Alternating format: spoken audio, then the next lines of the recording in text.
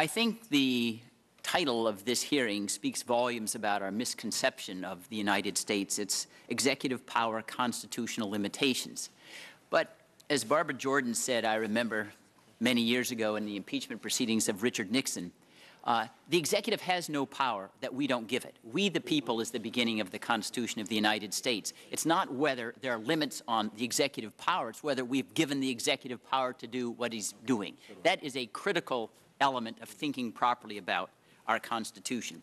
Now, it was said by a previous speaker that all presidents have flouted law during wartime, but I think, number one, it's incorrect as a historical matter, but number two, this particular war is different than all others because it's permanent. It will never end.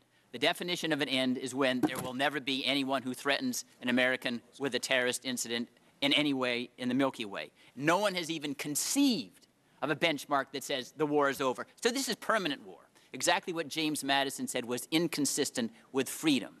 And with regard to presidents who spied, it's certainly true that they spied without warrants and had abuses. That's what led to the Foreign Intelligence Surveillance Act, precisely what Liz Holtzman explained. It's one thing for a president to act when there's no express congressional prohibition. It's quite another to say, we don't care what Congress has said, the law is irrelevant to me, I can act on my own initiative. The last thing I'd like to say is that with regard to the necessity of impeachment, it was Robert Jackson, our prosecutor at Nuremberg, who said, if you have a principle, a precedent that goes unrebuked and it's an abuse, it will lie around like a loaded weapon, ready to be used by any future incumbent who establishes an urgent need. If this president's actions and claims of monarchical power, actually they're super-monarchical, because if you examine our Declaration of Independence, the indictment against King George III, this president has claimed far more power than King George III.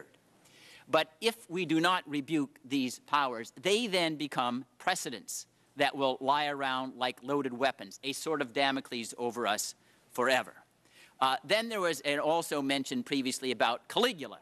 And, well, this president shouldn't be at all associated with that particular emperor. You remember one of his infamies that he placed the laws very high on the walls so no one could see them, and then he could trap them into violations. But we've had testimony before this Congress, Senator Feingold's office, that shows that this administration promulgates executive orders, revokes them in secrecy, and then claims they're classified so we don't know whether they're in existence or not.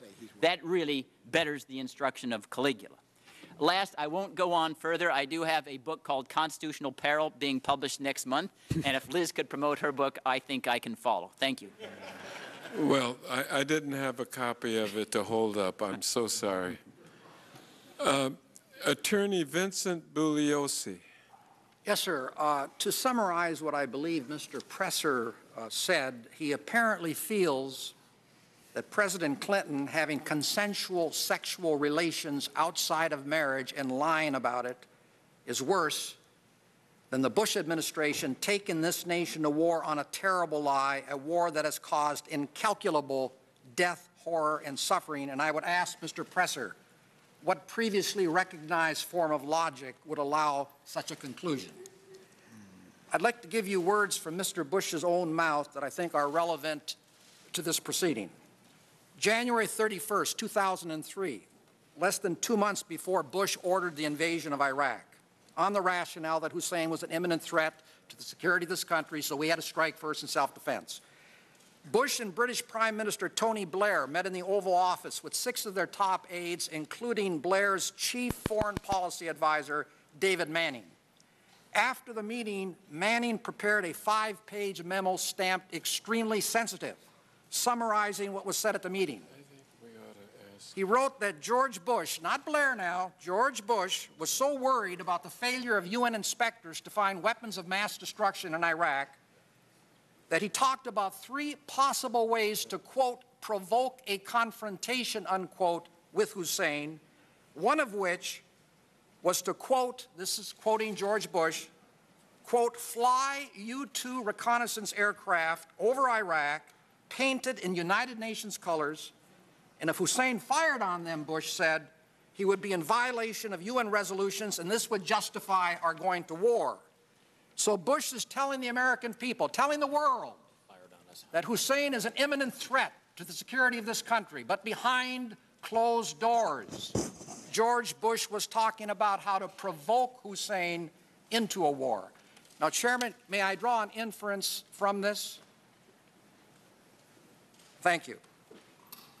If George Bush honestly believed that Hussein was an imminent threat to the security of this country, which is the main reason he gave the American people for going to war, the thought of provoking Hussein into a war, by definition, would never, ever, ever have entered his mind. And I say this, that by taking this nation to war on a lie, all of the killings of American soldiers in Iraq became unlawful killings and therefore murder. Everything up to the time of the Cold War that was done by presidents in time of crisis was known. And in case of Lincoln, what he did, he asked the Congress, he said to the Congress, you know, you may disapprove of what I've done. If you do, please criticize me, but I'd like you to ratify what I've done. And they did ratify what he did. Then came along the Cold War, and we began to have excessive secrecy.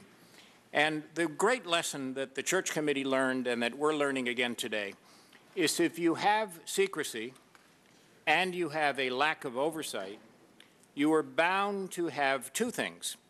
One, abuse, but even more importantly, you're likely to have mistakes.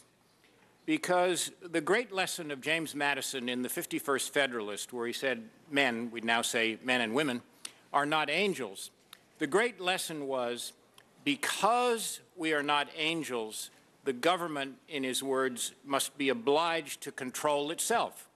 That's what checks and balances mean. That's what oversight means. Now, the other thing that's unique about the current administration is that for the first time in American history, the administration takes the position, first voiced by the Vice President when he was a congressman 20 years ago and he dissented from the Iran-Contra report.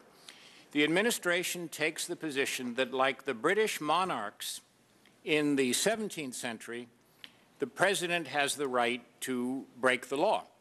If he believes that the law gets in the way of what he thinks are national security objectives, he can break the law, and he can do so secretly. Now, that is an enormously dangerous loaded gun to pick up on that possession that lies, unless it is squashed, that lies for future presidents to take advantage of, future presidents of either party. This is totally unique. Richard Nixon, only when he left office did he tell first the Church Committee in a rather obscure affidavit, and then David Frost in that famous television interview, that, in his words, when the president does it, that means it's not illegal. But we're now in a position where the OLC's position still is that the president can break the law if he thinks there's a need to do it, and can do so secretly. And that's something that every American from either party should say is a dangerous doctrine that needs to be squashed, disagreed with, exposed, and never accepted by anybody in this government or by the American people.